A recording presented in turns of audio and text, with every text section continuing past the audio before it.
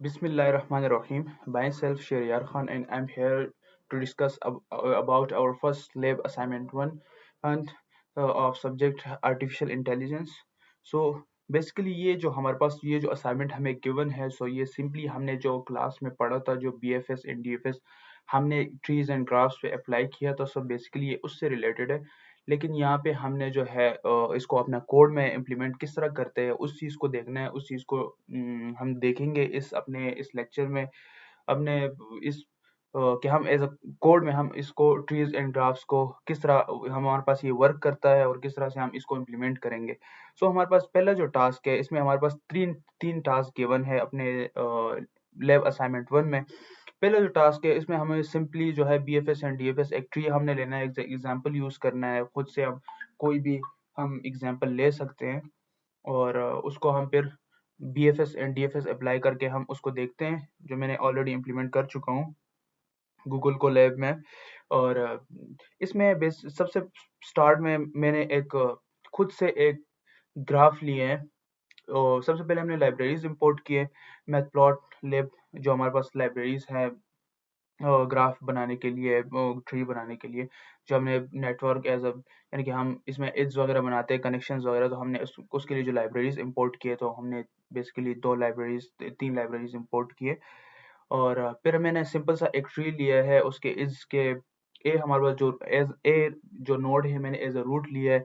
इसके child node B C है, और जो फिर बी के कुछ फिर उसके ग्रैंड चाइल्ड नोड्स भी है। ए बी सी हमारे पास उसके चाइल्ड नोड्स आ जाते हैं, फिर ए के हमारे पास सी और जो है फिर हमारे पास उसके डी ई और F G child nodes grand child nodes आ जाते हैं।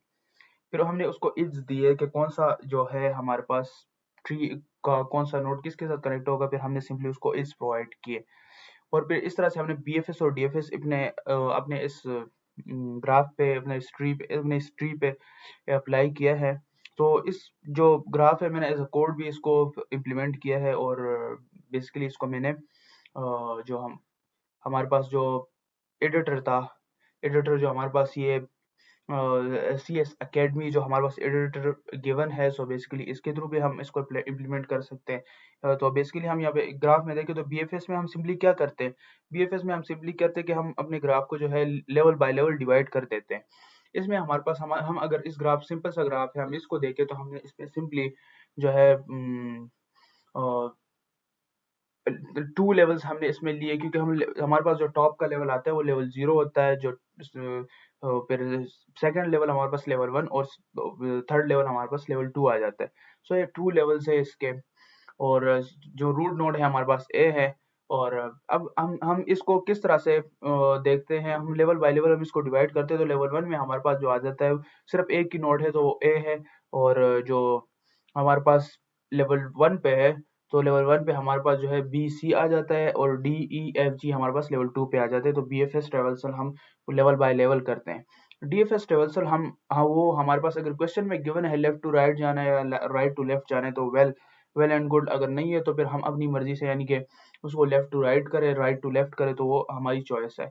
तो बेसिकली हमने इसमें जो लेफ्ट टू राइट हम इसमें इम्प्लीमेंटेशन हमने की है। सो हमने ए नोड से हम बी पे गए, बी से हम डी और ई, फिर सी एफ जी हमने बेसिकली हमने लेफ्ट टू राइट इसमें अल्गो इम्प्लीमेंटेशन की है DFS ट्रेवर्सल।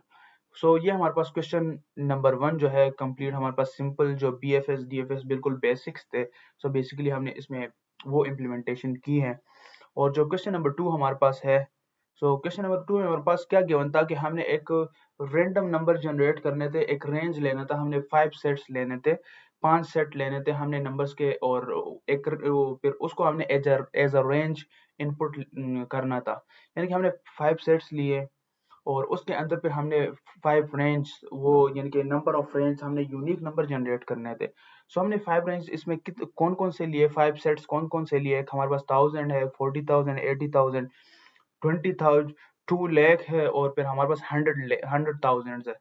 तो 100,000 ये हमारे पास 5 सेट्स आ जाती है, उसको हमने एज इनपुट यूज किया। और इसके अंदर फिर हमने यूनिक रैंडम नंबर जनरेट करने थे इस रेंजेस के अंदर। तो इसमें जो है हमारे पास फिर हमने सेकंड पॉइंट हमें ये है कि हमने उस पे फिर BFS DFS अप्लाई करना था। और फिर हमारे पास जो फोर्थ पॉइंट है, तो हमने अपने जो डेटा फ्रेम को है उसको हमने एज अ टाइम के हिसाब से देखना था कि हमारे पास एक रेंज है। फॉर एग्जांपल हमारे पास 1000 है, तो 1000 के रेंज के अंदर बहुत सारे नंबर्स हमारे पास यूनिकली जनरेट होंगे। उसमें वो उसको एग्जीक्यूट होने में उस रेंज को कितना टाइम लगता है। तो बेसिकली हम उसमें इसमें हम उस टाइम को देख रहे हैं कि उस रेंज को हम एज इनपुट यूज करते हैं तो कितने टाइम में वो एग्जीक्यूट होता है। सो इसमें बेसिकली हम टाइम को देख रहे हैं। तो जिस तरह हमारे पास अगर हम इन चीज को देखें, जिस तरह हमारे पास नंबर ज्यादा होते जा रहे, रेंज ज्यादा होते जा रहे, सो इस हिसाब से वो ये बेसिकली इस हिसाब से ऑब्वियसली वो कि टाइम तो ज्यादा लेगा। 1000 के अंदर हम अगर रेंज को काउंट करते हैं तो वो हमारे पास टाइम कम लेगा। अगर हम 100,000 को लेते हैं या 2 लाख 2 lakhs को लेते हैं, 2 लाख नंबर्स को लेते हैं, तो हमारे पास ज्यादा काउंट होने में वो ज्यादा टाइम लेगा। सो सेम मशीन भी उसको एग्जीक्यूट होने में टाइम लेता है। सो उसमें हमने टाइम लेना था। और फिफ्थ जो हमारे पास लास्ट पॉइंट है, तो उसमें हमने एक ग्राफ लेना था, एक चार्ट लेना था, बार चार्ट हमने बनाना था, जिसमें हमने वाई एक्सिस पे नंबर एज इनपुट जो हम दे रहे हैं, और जो एक्स वाई एक्सिस पे हमारे पास सेकंड्स है, और एक्स एक्सिस में हमारे पास जो नंबर एम एज इनपुट ले रहे हैं। सो इसको देखते हैं। हमने सिंपली इसमें वही इंपोर्ट रैंडम टाइम और सारी लाइब्रेरीज इंपोर्ट किए, जो हमारी जो बेसिक रिक्वायरमेंट्स है, जो हमारे पास जो हमें चाहिए अपने इस बार चार्ट को, और रैंडम नंबर्स जनरेट करने के लिए, और टाइम वगैरह हर चीज़ को देखने के लिए। सो टाइम के हिसाब से कंपैरिजन से देखने के लिए। सो बेसिकली हमारे पास रनिंग फॉर साइज 1000 हमने अगर लिया है, तो उसमें टाइम जो है बीएफएस ने कितना लिया है, डीएफएस ने कितना लिया है, वो आप देख सकते हैं। और जिस तरह से हम अगर हमारे पास सबसे लार्ज जो नंबर हमने लिया 100,000 अगर हमने लिया है, 100,000 को हम देखें तो उसने सबसे ज्यादा टाइम लिया है। क्योंकि वो नंबर उस नंबर और वो जो रेंज है, वो अगर हम ऐसे एज ए ह्यूमन बीइंग भी उसको हम काउंट करने लग जाएं, तो वो जाहिर सी बात है बहुत ज्यादा टाइम उसमें लगेगा। और 1000 अगर हम 1000 को देखें, 1000 हम काउंट करने में हमें कम टाइम लगता है। तो ये उस हिसाब से हम उसको टाइम टाइम में देख रहे हैं। तो हम बीएफएस ट्रैवर्सल अगर हम उसमें कर रहे हैं या डीएफएस कर रहे हैं, सो उस हिसाब से भी इसमें टाइम ज्यादा लगेगा। जितने भी हम रैंडम नंबर जनरेट हो रहे हैं उस रेंज के दरमियान, तो रेंज तो बहुत बड़ी है। एक थाउजेंड थाउजेंड एक हमारे पास 100,000 आ जाते हैं, और एक एक तरफ हमारे पास 1000 है। तो उस रेंज को अगर हम काउंट करते हैं, उसमें ट्रेवर्सल करते हैं, उसमें रैंडम नंबर जनरेट करते हैं, तो उसमें कितना टाइम लगेगा, और अगर 2 लाख नंबर में हम ट्रेवर्सल करते हैं वो कितना टाइम लेगा। सो बेसिकली हम इसमें टाइम को देख रहे हैं। तो इसमें हम अगर इस अपने बार चार्ट को देख ले, बीएफएस और डीएफएस के परफॉर्मेंस को, तो सबसे लार्ज जो नंबर हमारे पास गिवन था, वो हमारे पास 100,000 था। तो 100,000 जो है वो एग्जीक्यूट होने में जाहिर सी बात है, ऑब्वियस सी बात है कि सबसे ज्यादा टाइम लेगा। 1000 जो है हमारे पास सबसे कम टाइम लेगा, और जो 100,000 है वो सबसे ज्यादा टाइम लेगा, क्योंकि हमारे पास रेंज बहुत ज्यादा बड़ी हो जाती है, और उस रेंज को एग्जीक्यूट होने में बहुत ज्यादा टाइम लगता है।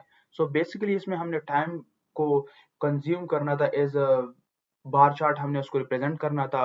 और हमने देखना था कि हम अगर इतना डेटा हम इनपुट करते हैं अपने सिस्टम को, हम इसकी एग्जांपल इस तरह लेते हैं, हम इतना डेटा अगर लाइन ऑफ कोड हम अपनी सिस्टम पे, अगर हम 10 लाइन ऑफ कोड लेते हैं, हम 10 लाख इसको इनपुट उसको रन करते हैं, तो कौन सा हमारे पास ज्यादा टाइम लेगा एग्जीक्यूट होने में। सो जाहिर सी बात है, हमारे पास अगर 10,000 है और 10 लाख है, तो काफी रेंज, ये बहुत बड़ी रेंज है, तो हमारे पास ये उस हिसाब से टाइम भी ज्यादा लेगा।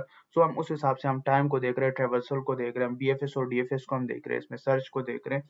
सो हमारे पास बेसिकली जो क्वेश्चन नंबर टास्क 2 था, उसकी रिक्वायरमेंट ये थी कि हमने उसको टाइम के लिहाज से देखना था कि कितना एग्जीक्यूशन टाइम उसमें लगता है। और जो क्वेश्चन नंबर 3 हमारे पास, टास्क 3 जो हमारे पास गिवन है, टास्क 3 में हम हमारे पास गिवन था कि हमें एक ग्राफ बनाना था, और हमारे पास एक ग्राफ गिवन था, और कौन सा सिटी किसके साथ कनेक्टेड है वो हमें सब कुछ गिवन था। और उसमें हमने ये करना था कि हमने इस्लामाबाद टू कराची ट्रेवल करना है, तो हमने कितनी सिटीज को क्रॉस करके हम कराची तक पहुंच सकते हैं। लेकिन हमने इसमें ये देखना था कि हमने हमारा जो गोल था, हमारा जो गोल है, वो ये था कि हमने सबसे शॉर्टेस्ट पाथ को चूज करना था, कि हमारे पास सबसे शॉर्टेस्ट पाथ कौन सा बनता है, हम जिसके जरिए हम कराची तक ट्रेवल कर सकें। सो इसको भी देख लेते हैं। हमने इधर ग्राफ में देखते हैं, ये जो हमने ग्राफ बनाया, इसमें हमने जितने भी हमारे पास सिटीज है एज इनपुट, सिटीज जो हमने नोड्स, जो हमारे पास नोड्स है वो सिटीज है। सो इसमें हम देख सकते हैं कि हमने इस्लामाबाद टू कराची अगर पहुंचना है, तो हमने 3 सिटीज को हमने ट्रेवल करना है।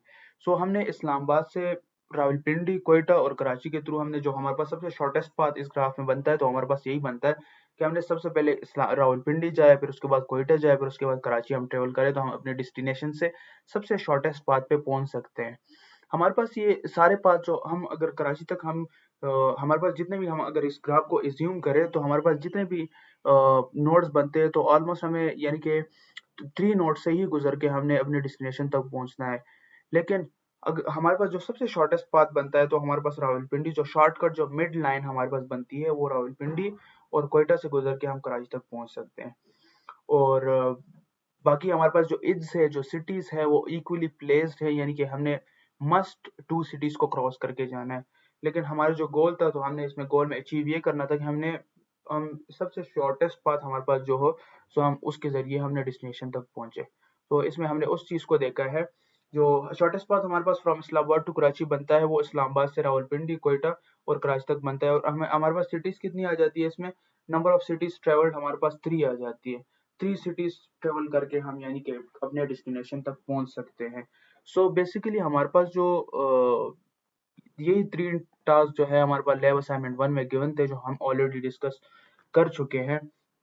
And hope you enjoyed my this lecture, and thank you so much for your time. Thank you so much. Okay, khuda hafiz.